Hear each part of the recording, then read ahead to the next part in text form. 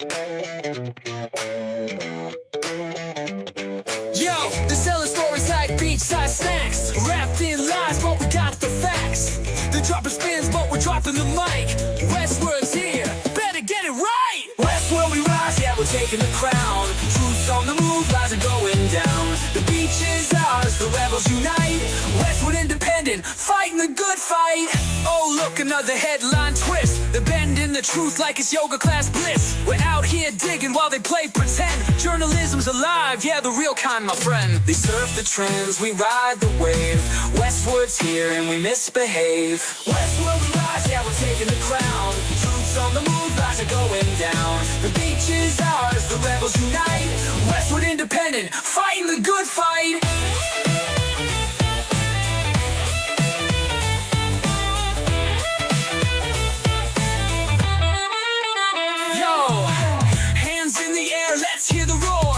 Cancel truth, but we said no more. The castles crumble, swept out by the tide. Westward's here, we don't run, we ride. Westward we rise, yeah, we're taking the crown. Truth's on the move, lies are going down. The beach is ours, the rebels unite. Westward independent, fighting the good fight. Yo, hands in the air, let's hear the roar. They try to cancel truth, but we said no more. The castles crumble, swept out by the tide. Westward's here, we don't run, we ride. Westward we rise, yeah, we're taking the crown. Truth's on the move, lies are going down. The beach is ours, the rebels unite. Westward independent, fighting the good fight. Oh, the sun sets on the big charade. Westward's anthem, truth never fades.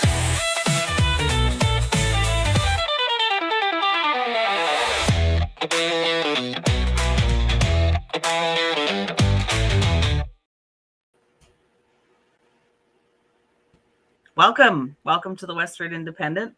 I'm Adriana. What's up, everybody? Yeah, Joe here. I'm finally joining you for one of these, eh? Yeah, it's exciting, especially for this one, which is going to be so fun compared to some of our more serious topics. Today, we are going to dive into the world of the African Children's Choir, the group that's been transforming lives through music for over 40 years now.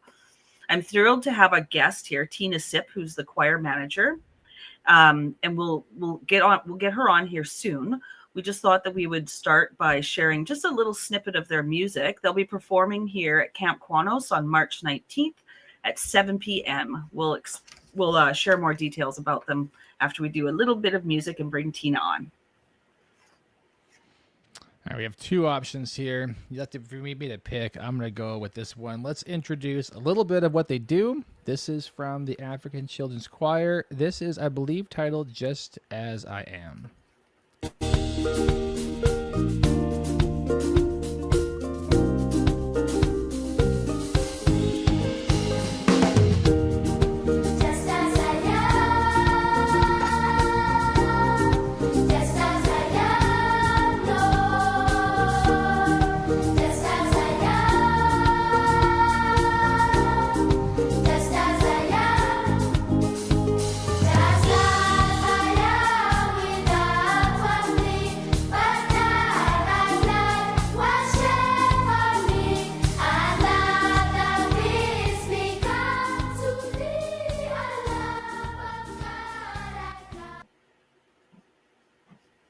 Reminds me of Camp Qwanoes, man.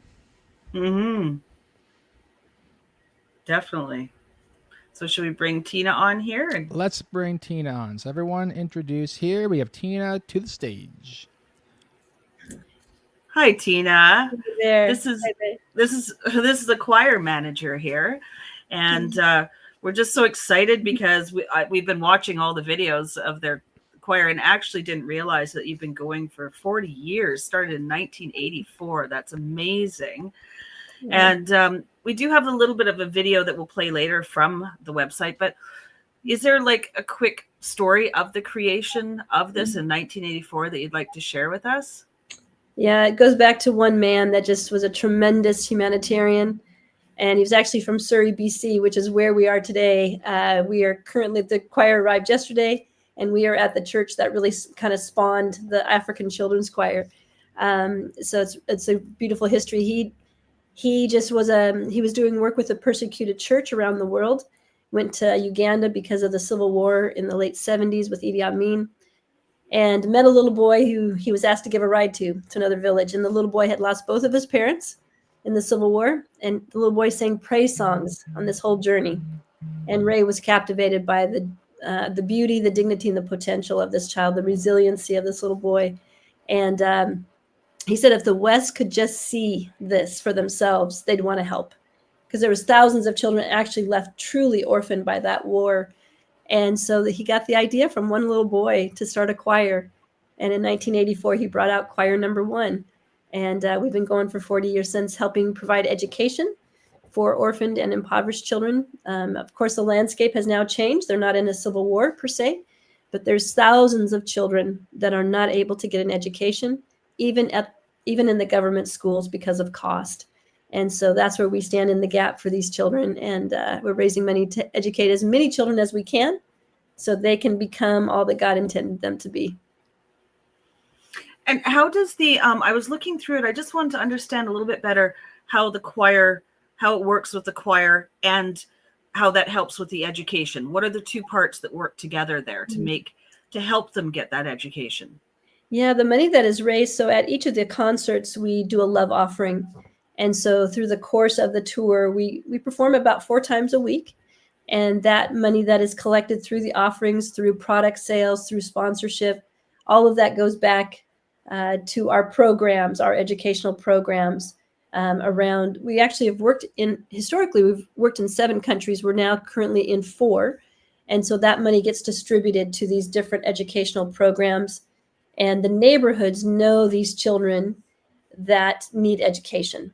They know the families, and so they are able to sponsor, several hundred children at each of these schools. So we educate. Over the 40 years, we've helped educate over 59,000 children now. Wow! And I heard that you have like a 95% graduation rate, which beats any Western country. That's for sure.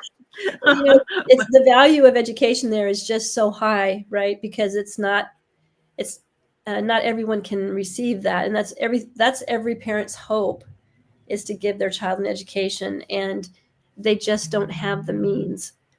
So it's a profound work in that we are radically changing the trajectory of these lives, because education is what they see as the way to break that cycle of poverty. So if you can't get an education, it's very hard to get beyond that. So we're providing what they consider their greatest need, other than, of course, food. So it's an honor and a pleasure to work on their behalf. And why are the schools so expensive? When I was looking through it, they were saying just the workbooks and the schools alone. And they're obviously nothing's government funded like here. They do have government schools, but they require uniforms, and they require you have to have your own papers and pencils. But you're talking about families, so they're on our standard, they're not very expensive at all.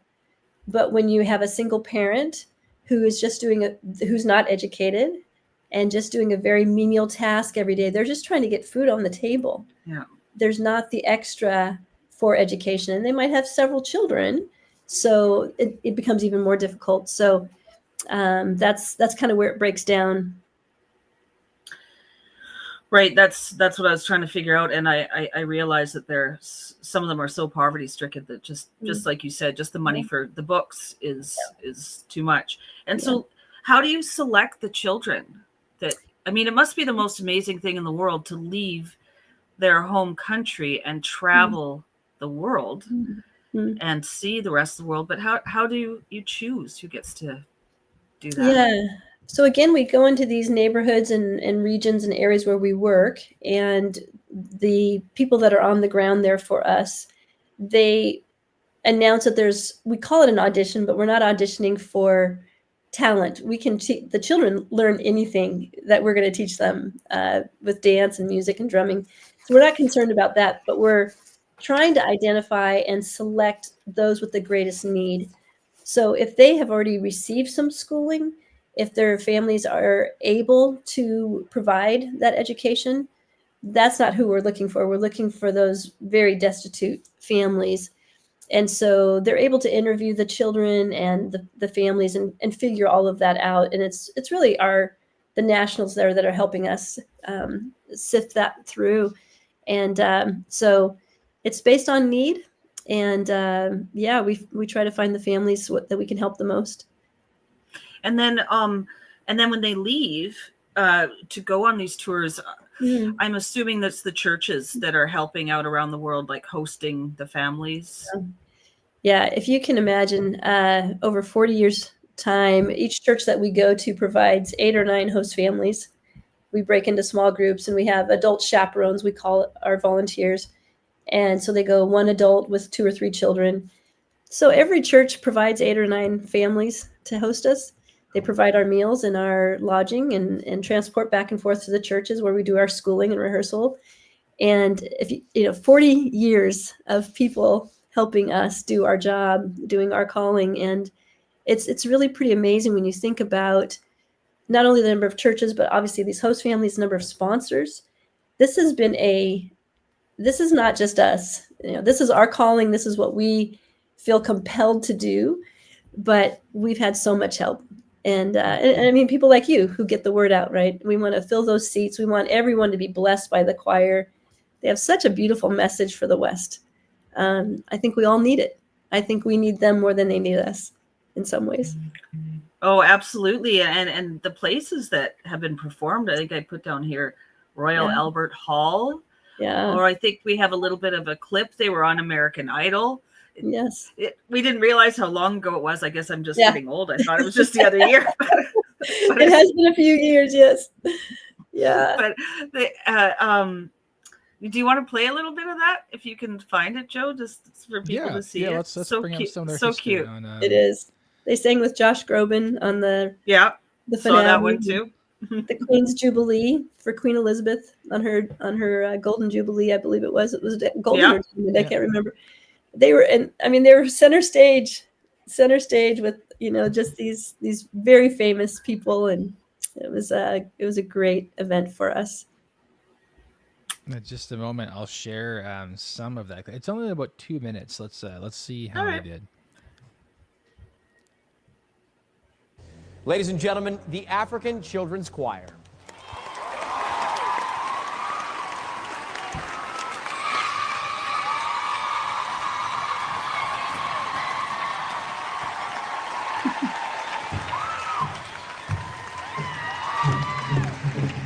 Jahim samukama omu magaraganje namanyi ganjagona namutima gwanjagona aye mama aye mama aye mama aye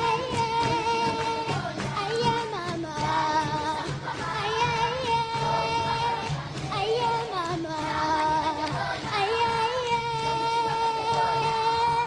mbisa mukasheshe mbisa mwihangwe mbisa mwitumbi mbisa birabyona aye mama aye mama aye mama aye mama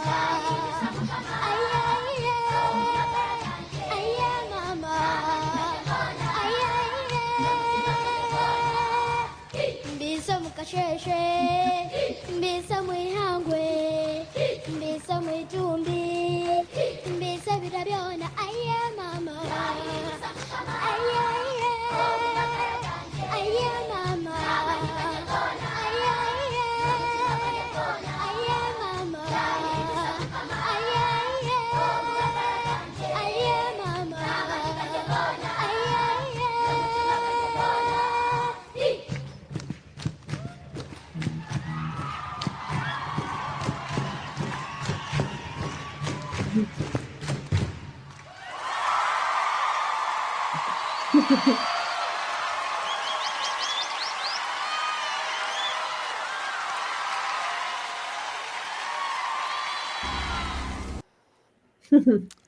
Sure makes you smile, hey? Oh man, yeah.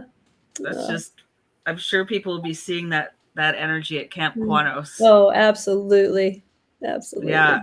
So do And they- just sorry, go ahead, Joe. I was gonna say, do they know the kind of gravity of like what they're performing for and the kind of audience that's watching it? Like, are they aware there's hundreds of thousands, if not millions, of people kind of tuning in and following along with their journey? No.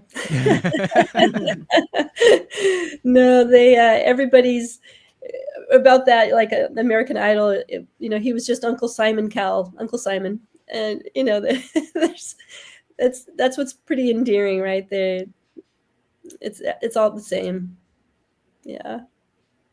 That's amazing. What a great experience for them. It must be it like, is. how is it from your end to kind of go from, I'm not sure Mm-hmm. what their kind of home village is like, but suddenly they're in like, the Western world. There's airplanes and there's all like modern technology, I'm assuming. Like, do you have much of a chance to kind of take them around and just show them the lay of the land? Like, there must be some days between performances and whatnot, eh? Absolutely. Yeah.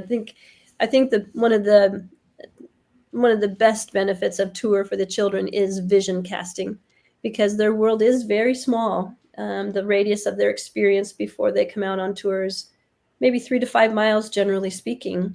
So very hard to imagine what you could be or what could happen or how things could change. And I think tour really kind of blows those boundaries, right? And it gives them vision for what can happen, what can be.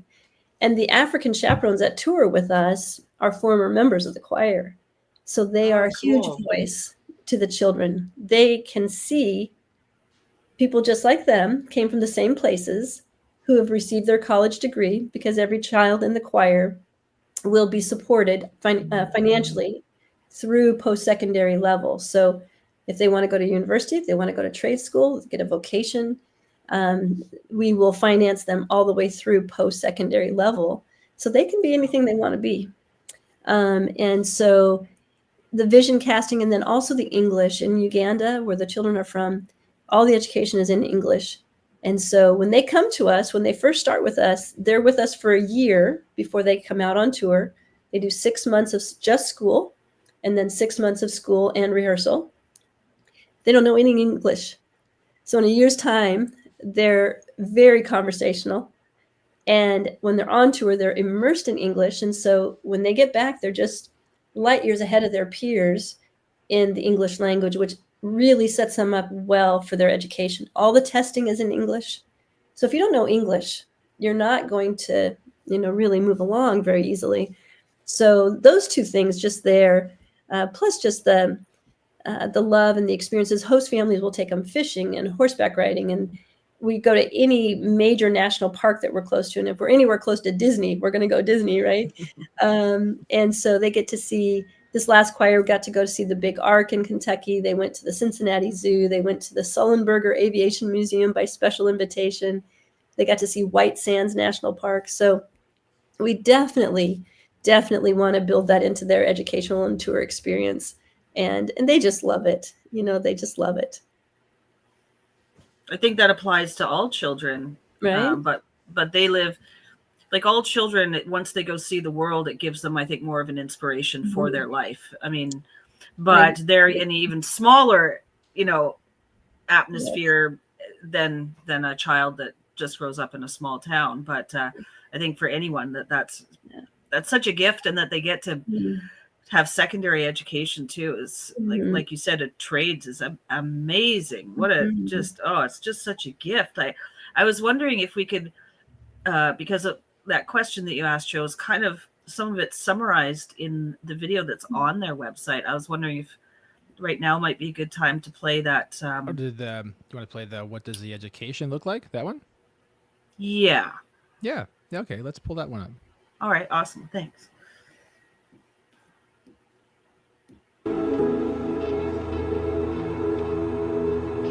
Uganda has the youngest population in the world. Half of it is under the age of 14. Only 2 out of every 100 Ugandan children will be able to finish university. My name is Elsa. I'm a social worker, and I was fortunate to have sung in the very first African children's choir back in 1984. As a former chaperone, as an auntie, and as a social worker, I'm going to be visiting Peace this morning. And one of the main reasons, too, aside from seeing how Peace is and how she's doing, is to build this relationship with the families. And so I'm going to go see her mother and just chat with her and see that she's doing okay. She comes from a very basic, very humble home. Her parents have done the best they can, and a lot of people in her situation have that kind of home. You know, just 2 rooms, very small. They all share 1 bedroom, no electricity, and no running water. My name is Peace. I'm 10 years old and I'm in primary 5. Before I joined the choir, I was in a small school, and in the class were many children, so the teacher had to speak loudly for everyone to hear. For most children in Uganda, school it's become like impossible to send children to school because of the cost of education. Someone like Peace, for example, looking at the home where she came from, someone in her situation would probably not be able to go very far in school because of the fees, the cost of living. Finances are just not available. The schools demand textbooks, and these are very expensive. So that has also left children out, because those who can't afford them, then you don't get anything. It is still very hard to get into a good school where you will be able to have those basic skills that you need. The good ones are very few, and they're extremely expensive. So majority are left out. Education really is the only way Uganda can be a developed country. There is a saying that no country will be better than its education system. Any country to develop, it starts with the education system. The biggest challenge is poverty. Many of them are failing to raise the tuition to sustain these children at school. See, in Uganda, because poverty is all over the place, when you're in that situation, it's the normal, it's normal. Like I remember it was normal for me. That's all I knew. At home, life was very difficult, and up until the age of 8, I had never been in a classroom. Education was kind of a foreign concept to me. But going on tour, I started going to school, having schools. We had school on tour. You study and realize, this is what education is about, and it's fun, and you're learning lots of things. And to add on the fact that we were traveling everywhere, seeing all kinds of things, that just was transformation for me. When we went on the choir, we also had school. We were not only singing, and our tour adults were the ones teaching us. I like art, and I also like music, English, and math. When I got back home, through sponsorship, the choir just got me through school. People I had met on tour were giving towards my education. People I'd met, and some people I didn't even know. Knowing that someone is sacrificing so I can go to school just gave me more energy to study and stay in school. It opens up your eyes to a whole new world that you never even imagined existed. The choir made you dream. You start dreaming, this is possible. Like, everything is possible.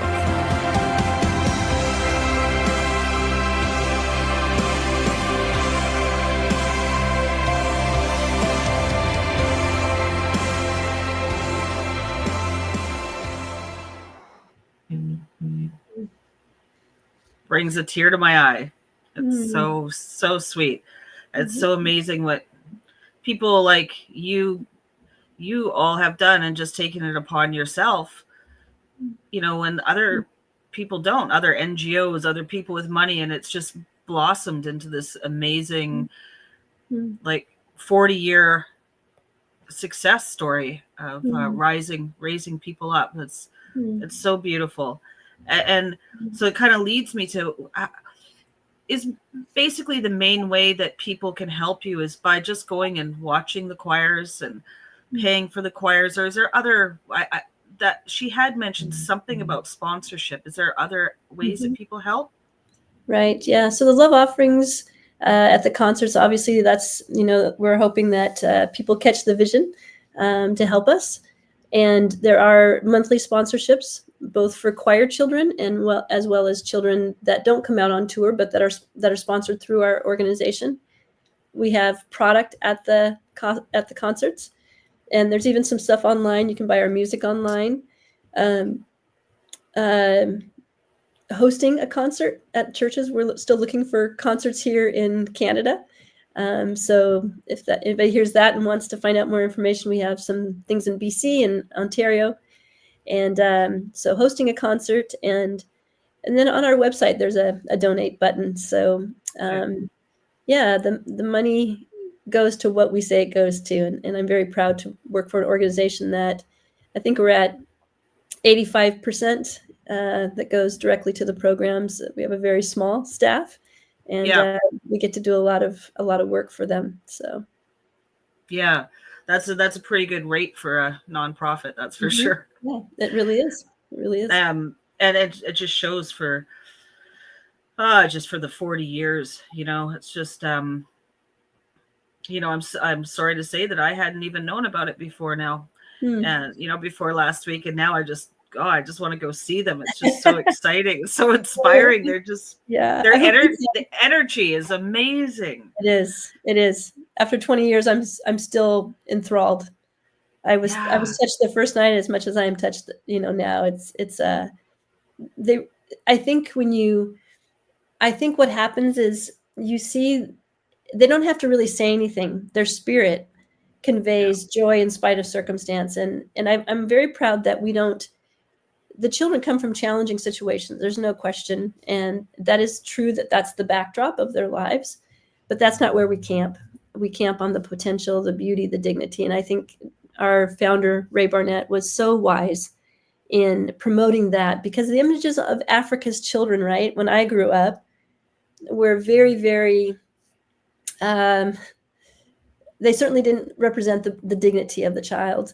And I really am proud that we do. And it doesn't take but a few minutes to just be completely magnetized to these children because of the joy and the pure joy that comes from them. They just love being on stage. But when they're off stage, they're just wringing the joy out of every day. They don't live in the past and they don't live in the future. It's all about right now, because today's the only day you need to eat. And so it really gets boiled down to today's the day to live everything. Wow. And that's been really good for me. Yes. It's from a totally different circumstance. And, it's always so amazing when you see children from these circumstances that maybe they're just more grateful than our kids are that get everything. I don't know what it is, but they just truly exude this like love of life. And it's maybe they haven't been corrupted by social media like our kids and the other things that happen in the Western world, because they come across as very, very pure in soul. And they really are, truly. Just looking at them and singing, you're just like, oh gosh, they're just amazing. So I want to reiterate again that it's March 19th, 7 p.m. at Camp Qwanoes. That's one of them. And people can just show up and you buy tickets at the door. Is that how it works? We don't have donate. Just donate. Yes. Okay. Okay. And then you just told me about another one at Departure Bay Baptist Church. What time is that and day? I did not bring my schedule in here. I'm so sorry. That's fine. But I think we can look it up. It's on the website. It's on the website. Okay. Yes. I'm so sorry. I should have. No, that's fine. Because I actually just remembered when I was looking on your website, it's well done. Like it's updated. You can just scroll through and see. So if they're not, if you're not in Duncan, then you can go to Nanaimo. But their website, and I'm just going to give a little tip for people going on the website, because I had a problem going on the website. It doesn't work if you're on alternative browsers like Brave, and it doesn't work if you have a VPN on it. So you got to go to Chrome or Google in order to access their website. Just if people wonder why it's not popping up, AfricanChildren'sChoir.com. If your VPN's off and you're using a regular browser, you can get on it, and then you just scroll down. It says I want to watch or I want to listen. And if you say I want to watch, you press that, and it will go through all the locations that they'll be singing at. So I think we wanted to play out on them going to play at, I think this was the Royal Albert Hall on MLK, but I want to give you any last things I might have not touched on, or if Joe wants to touch on anything. just so we can keep it short enough so we can send it all over the place. Awesome. Yeah, just a huge shout out to our hosting churches. Just always love to give some kudos. We couldn't have done it without them. Our host families, our sponsors, huge. It's just a huge benefit to us and to you all, to the media for helping us get the word out. It's important. We don't often get a chance to do something profound, and I've stopped using that word unless I really mean it. And I feel like we kind of tee it up for people to do something very profound. They can dramatically. Nobody has to do a lot. If everybody just does a little, then we can do a lot. And you don't have to give. You don't have to support one whole child. You don't have to give all your savings, right? You just give what you can. And we pull all that together and we can make a huge impact on real lives. And we've been blessed to do that for 40 years and we've seen the change. So please come out, join us. You'll be blessed. Yes. Anybody, any age, any color, any denomination, they know no fences. Anyone can enjoy the African Children's Choir and be touched by it. Thank you, Tina. Yeah, So thank you so exciting. much. So wonderful. Congratulations on 40 years of Thank you. rising and helping these children. It's just so beautiful. Thanks you so again. Joe, you good? And then we could Yeah, just we're play good. that. Thank you so We can much. play the little video. And then if Yep. you just hang in there, Tina, just Okay. as we go off air. Thank you. Thanks bet. again, everyone. Thank you.